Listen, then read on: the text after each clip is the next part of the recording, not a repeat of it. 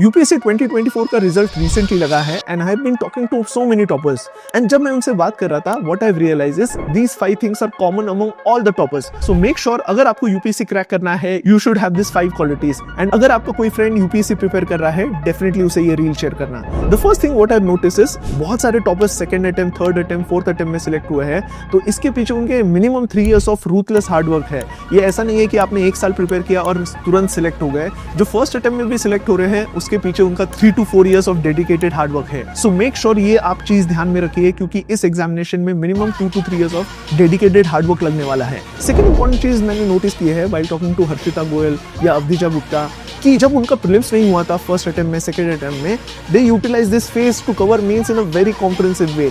उन्होंने उनके नोट्स बनाए, आंसर राइटिंग प्रैक्टिस की, टेस्ट सीरीज लिखे क्योंकि उनको पता था जिस साल प्रीलिम्स निकलेगा they have to be in the list. तो उन्होंने मेंस का प्रिपरेशन बहुत अच्छी तरीके से किया था जब उनका प्रीलिम्स नहीं हुआ था।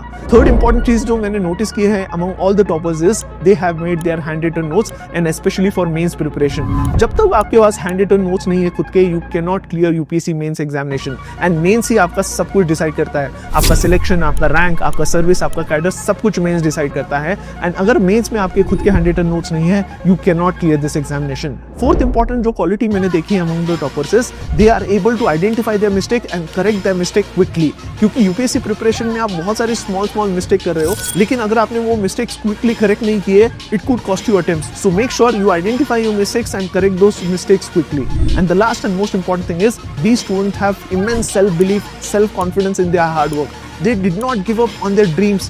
They consistently worked hard during their lows and even during their highs. So make sure you follow these 5 steps अगर आपको UPSC prelims crack करना है।